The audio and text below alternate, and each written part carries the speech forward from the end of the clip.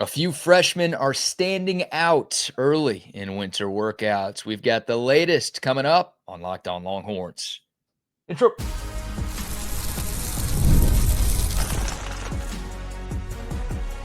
You are Locked On Longhorns, your daily podcast on the Texas Longhorns.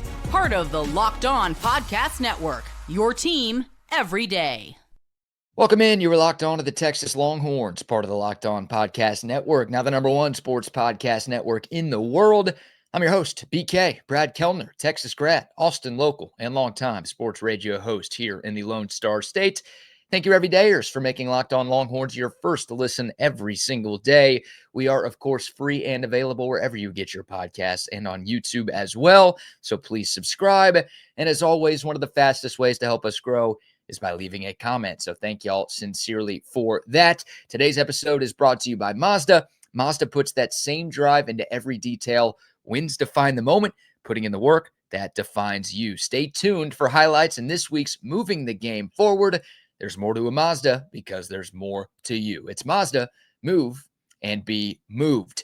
Yesterday afternoon, we provided some winter workout updates on the transfer additions for Longhorn football. Today, we've got the latest surrounding the high school additions. How are the true freshmen early enrollees faring in their first few weeks on campus? Well, the general answer, pretty well. We've got the latest. Of course, quick note, the pads are not on, and they won't be for a while. So there's the caveat there. But that doesn't mean guys can't be turning heads and making an impact. This team is going through drills. They're doing lifts, strength and conditioning, film study. And some young guys have really stood out in their first few weeks on the 40 acres. We'll start with five-star edge Richard Wesley from California. He actually missed a couple of days early on with a sickness that apparently had been going around the Texas locker room, but he's back. And since he's returned, he has been impressing. This guy had the makings of a Sunday player when he got to Texas, and early on, he is looking the part. Plenty of praise about his mentality, about his maturity, about his work ethic. I mean, he has treated these winter workouts like a full-time job from day one. And I don't think that's going to change. If you can treat this stuff like the real thing, then obviously when the pads come on, when spring ball starts in March and we get closer to the actual season, it's only going to get better for Richard Wesley. This guy is a stud, obviously a five-star, one of the highest rated recruits that the Longhorns brought in this class of 2026. And I think he's got a chance to make an impact early on. You know, not a ton of proven commodities in the Texas edge room outside of Colin Simmons. Obviously, that guy is one of the most proven players in the sport, regardless of position. But outside of Colin Simmons, I mean, you've got Lance Jackson, you've got Justice Terry, Zeno Umeozulu, Colton Vasek. There's talent, don't get me wrong, but not a lot of those other guys have played a lot of college football, which leads me to think that, okay, there's at least an opportunity for Richard Wesley to be a part of that rotation early on. A lot of these guys are going to end up redshirting this fall. I don't think Richard Wesley is going to be one of them. I think he's too good. And again, with what I've heard about him so far, it feels like he is going to be very tough to leave on the sideline when we get to the regular season, which starts in September. That's one name that I've heard a lot about. Another guy that I've heard a bunch about, and maybe I should have started with him because I feel like I've heard more about this player than anybody else so far, and that's Kosi Okpala. Kind of the other linebacker in this class, right? Tyler Atkinson, the five-star from Georgia, got so much attention during the recruiting process, and rightfully so. He's a stud. Don't get me wrong. He's off to a pretty solid start too. But don't forget about Kosi Okpala from the Maid Creek area down near Houston. Early returns, he could be the steal of the class. Now, he was a four-star recruit, ranked just outside of the top 120 players in the country. So not a jabroni by any stretch, going with a wrestling term apparently.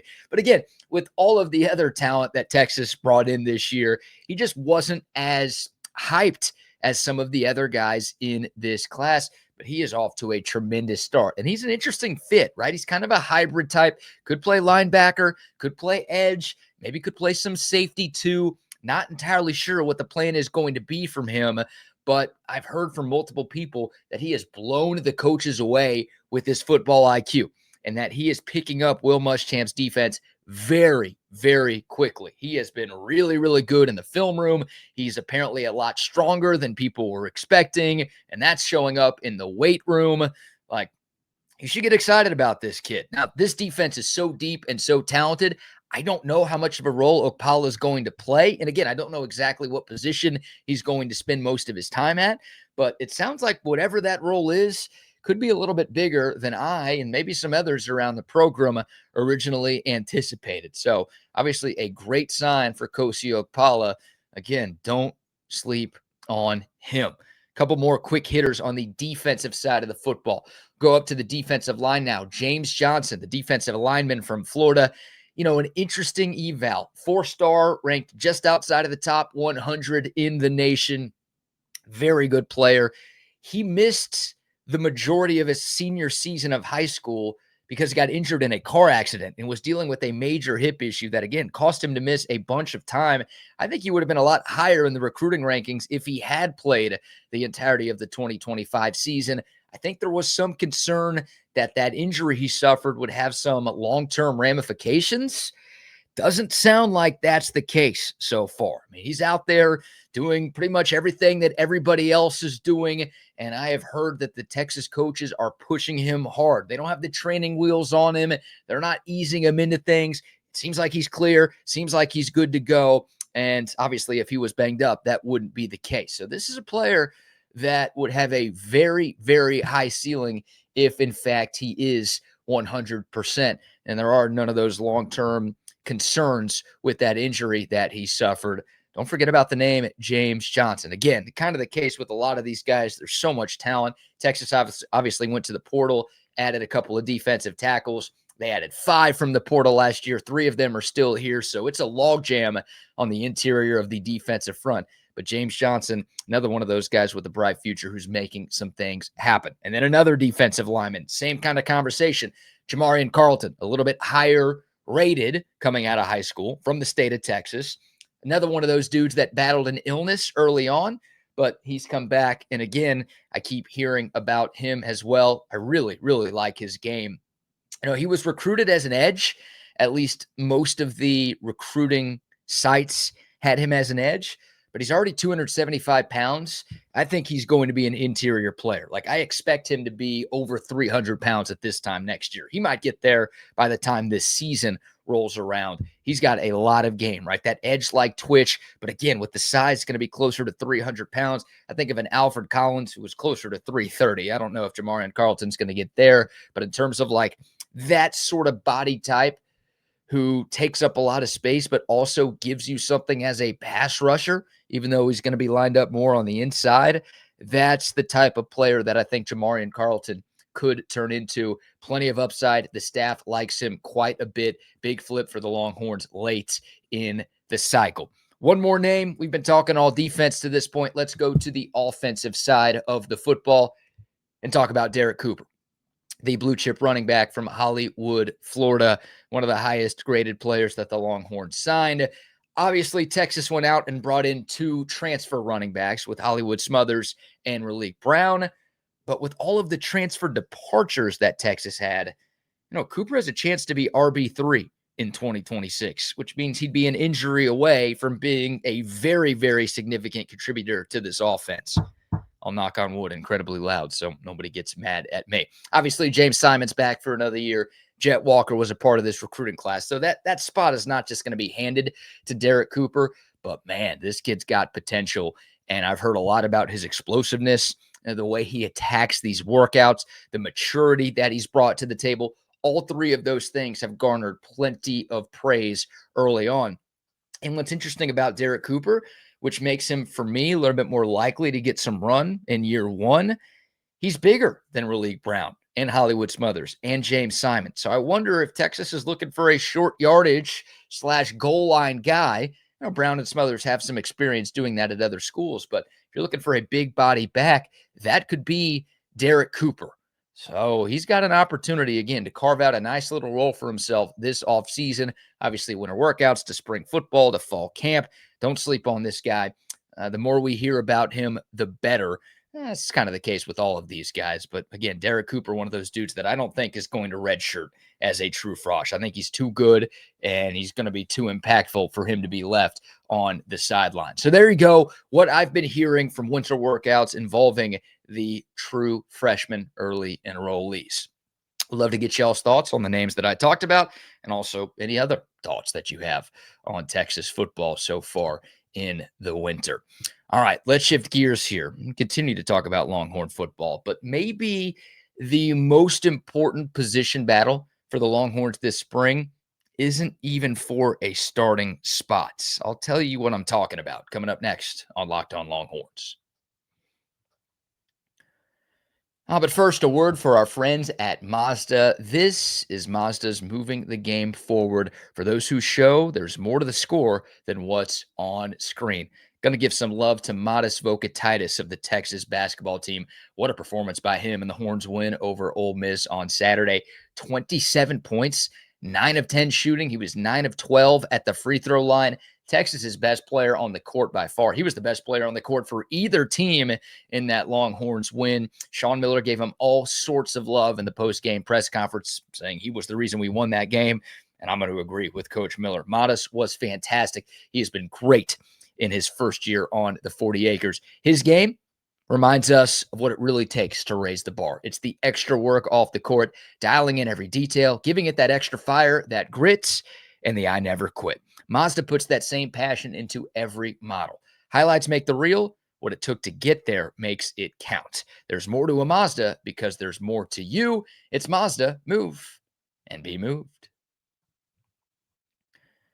And also some love to our friends at Wayfair. The new year is here, and it's a perfect time to reset your routine and refresh your space.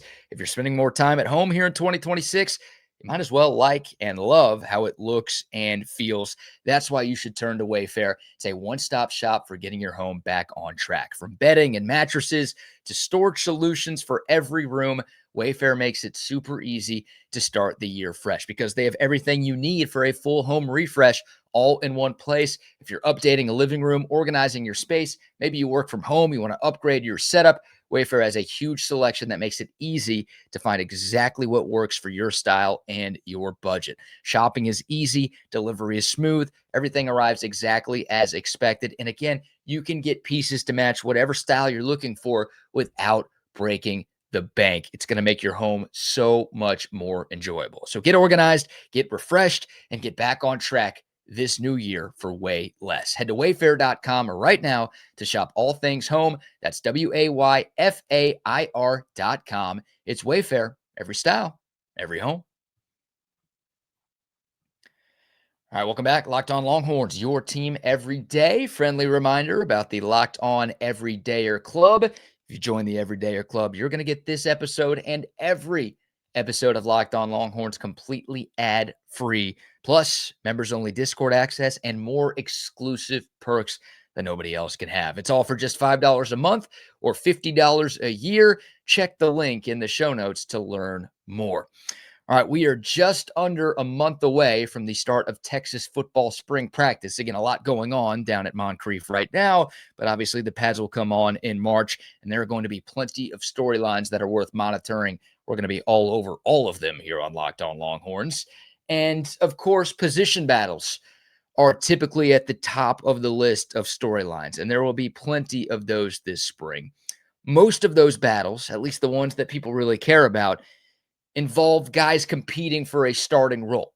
But the position battle with the most long-term impact in the entire Longhorn football program is the competition between KJ Lacey and Dia Bell. And honestly, I'm going to throw MJ Morris in there too. I'm just going to say the backup quarterback battle is going to be one that is very much worth watching over these next few months. We all know who the number one quarterback is. We all know what the number one headline for Texas football is this year. Locked in, established, no debate. I mean, Arch Manning's not just the projected starter. He's one of the faces of the sport, a legit Heisman level guy, a guy who's got a shot to be the number one overall pick in next year's NFL draft. We know about this. There's no controversy. There's no position battle there like there is for some other starting spots on this team. It's what's happening after Manning that's interesting. That battle for QB2 right now is potentially the battle for QB1 in 2027. And before y'all say it's a backup, I don't really care about that at all. Why should that matter to me? Let me remind y'all of this stat. Texas has used or needed multiple quarterbacks in 23 of their last 27 seasons, including last year, including every year since 2019. It's a long season. A lot of things can happen to a quarterback. We saw Arch Manning get hurt. Arch didn't miss a game, but obviously suffered a concussion in that game against Mississippi State. Matthew Caldwell had to come in, throw the game-winning touchdown in overtime. So, yeah, the Longhorns, and it's not just a Texas thing, but obviously around here, this team has needed multiple quarterbacks way more often than not in the last quarter century plus. So this is not just a long-term thing that we're discussing. This is something that we might need this year. MJ Morris, the transfer from Coastal Carolina, he's not a long-term option. That we do know. He's got 1 year of eligibility remaining. He was brought in to fill the Matthew Caldwell role for 2026, but I don't think MJ Morris is a lock to be QB2 in 2027 for a couple of reasons. Number one, Morris was never a super consistent starter like Caldwell was at Troy before coming to Texas. And number two, I think this is probably the more important factor here. The other signal callers on this Texas roster this season are pretty damn talented. We'll start with KJ Lacey. I mean, there is a real sense around this program that Lacey is further along at this stage in his development than Trey Owens was at a similar point. Owens was the guy last year. He actually had the chance to compete in the spring because of the second transfer portal window. The Longhorns clearly didn't love what they saw from him, so they went out and added Matthew Caldwell. Feels like KJ Lacey a little bit further along. Coaches love his natural feel for throwing the football. Teammates like him. He's had time in the system. He's developing physically. And you do wonder, again, MJ Morris has been around the block, but he's not a super proven, entrenched starter from a Power 5 school. Texas could have made a bigger splash with the backup quarterback. They didn't. Instead, they brought in a veteran who adds some depth and some competition, but I don't think MJ Morris is the type of guy who's going to immediately jump the line. Now, could Morris win the job and be Arch Manning's backup? Absolutely, but I think KJ Lacey has a very, very good chance to be QB2. And with everything that I've been told, right now it feels like Lacey should be considered the favorite to be QB2 by the time the season rolls around. And then obviously you've got the wild card, the true freshman Bell, the 5-star, prototypical size, big-time arm talent. He probably would have had more buzz if it wasn't for an injury he suffered late in his senior season of high school football. We know how it works. I mean, true freshman quarterbacks almost always need time, especially in a pretty complex Steve Sarkisian offense, but talent can accelerate timelines. And if Bell picks things up quickly, he absolutely makes this backup quarterback competition very interesting. So you've got 4 scholarship quarterbacks. Again, no debate or controversy at the top, but you've got 4, which gives you flexibility. It gives you insurance. And more specifically for guys 2 through 4, it gives you competition. Now, this is kind of how roster management works in college football. You're always looking for competition. You're looking for depth. You know, the old model used to be recruit one, develop one, and hope you hit. The new model in the quarterback room, stack options, create competition, eliminate weak links. That's exactly what Texas is doing. So the storyline for QB2 is fascinating. And again, KJ Lacey and Bell, those are the guys I think most of Longhorn Nation will be focusing on because they will be here after this season. KJ Lacey has a year head start on Bell, but those guys will be duking it out to see who takes over the reins as the Texas quarterback once Arch Manning leaves, presumably after the 2026 season.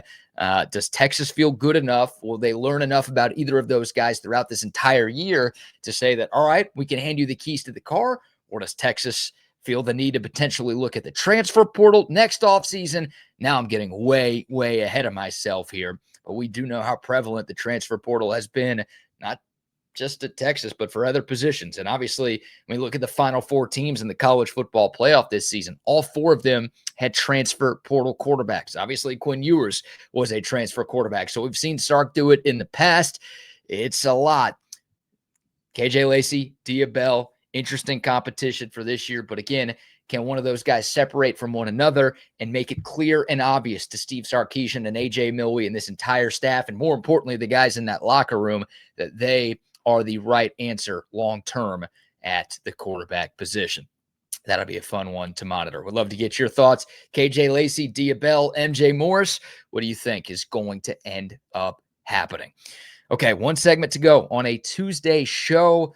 Longhorn Nation lost a legend yesterday. We will pay our respects to one of the best to ever don the burnt orange and white. Also, we'll give a few thoughts on Texas women's basketball's win over Kentucky.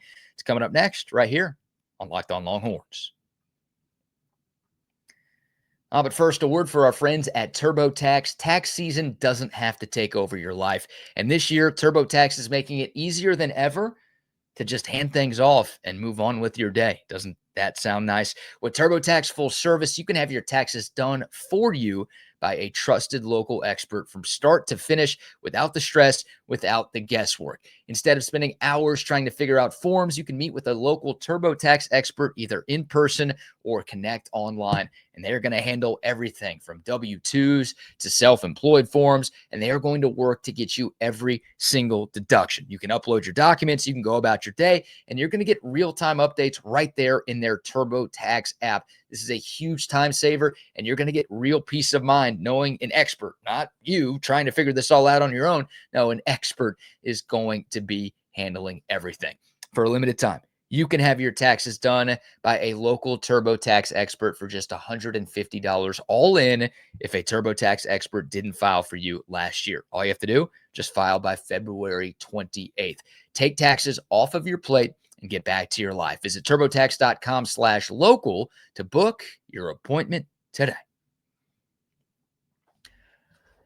All right, final segment, Locked On Longhorns, your team every day. Longhorn Nation lost a great one yesterday. Really one of the best players in Texas football history passed away at the age of 79. Legendary lifetime Longhorn and Hall of Famer Chris Gilbert passed away in the Houston area.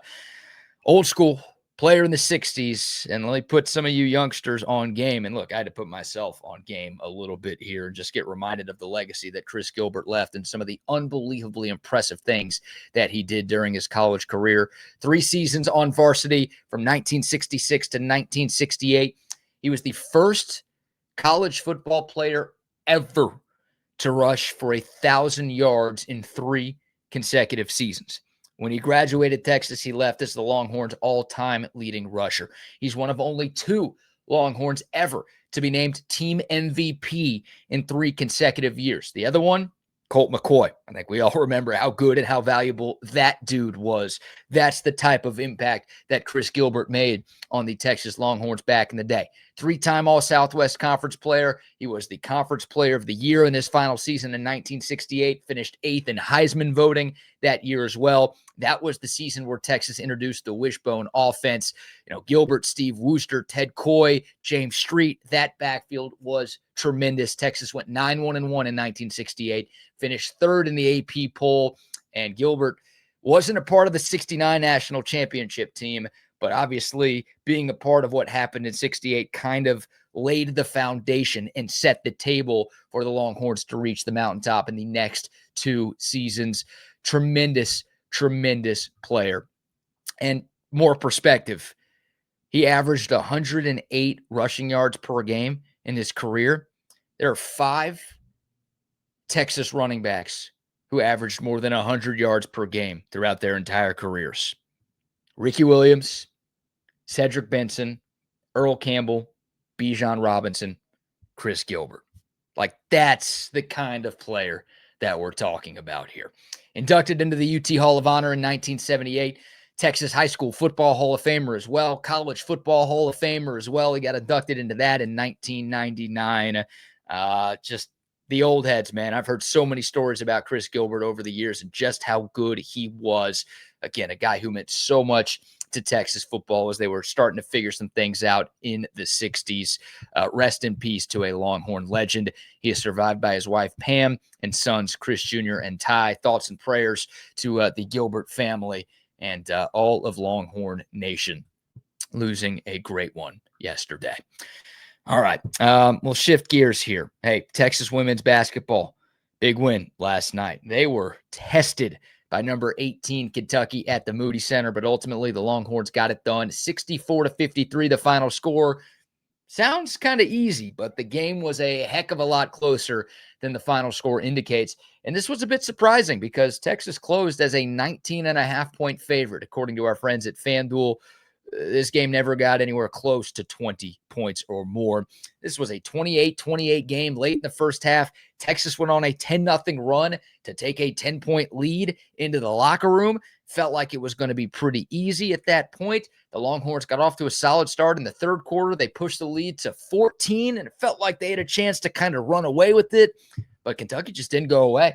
Matter of fact, they did the opposite. They came all the way back, and all of a sudden, you're looking up. It's a 1-point game with just over 6 minutes to play in regulation. It was anyone's ball game at that point. And Texas's 39-game home winning streak was in serious jeopardy. And the Longhorns are fighting for an SEC championship. A loss would have been kind of a nail in the coffin last night. Thankfully, they survived. Kyla Oldacre hit 4 big free throws to push it back to 5. Justice Carlton hit a big 3. Brea Cunningham hit a big layup. Texas was able to make their free throws down the stretch to salt the game at the line. The Longhorns closed out the game on a 15-5 run. So again, got to a 1-point game. That's as close as it got. Kentucky never took a lead. Texas made the winning plays in crunch time to preserve the dub. Shout out to Justice Carlton. She was the hero, 17 points to lead Texas. Madison Booker had an off night. It's kind of funny because Dalen Swain on the men's side on Saturday, the best player, really struggled. Texas was able to pick him up in a win. And Madison Booker, just 1 of 6 shooting, 8 points, not like her at all. She's one of the best players in the country, the team leader. She struggled. Give Kentucky credit for kind of taking her out of the game, but her teammates picked her up, and the Longhorns were able to pick up their 3rd straight top 25 win. They're in this stretch of 5 straight against ranked opponents, so no rest for the weary. They're back at it later this week against a very good Vanderbilt team that beat up on OU last night. But Texas got it done, and now that home win streak is up to 40. Unbelievable stuff for Vic Schaefer and company, and a nice win. It's a ranked win. Didn't think it'd be that close, but hey, that happens in college basketball. The Longhorns did not have their best stuff, but they were able to fight and get a gritty victory. All right, that will do it for today's show. If you made it this far, number 1, God bless you. Number 2, please remember to like, subscribe, share, rate 5 stars, leave a comment, all of those great things. Can't thank y'all enough for your continued support of Locked On Longhorns. For your next listen, check out Locked On Bets. My man Lee Sterling and Kevin Rogers have you covered. All of your sports betting needs. They are giving out free plays every single day on their show, and it's a great show too. You can find it on YouTube or wherever you listen to your podcast. But that'll do it for this one. More Texas football conversation. We'll have a Texas baseball preview later in the week as well, but we're out of time today. Thanks so much for tuning in. Until next time, horns up, mics off. We'll see y'all soon. This is Locked On Longhorns.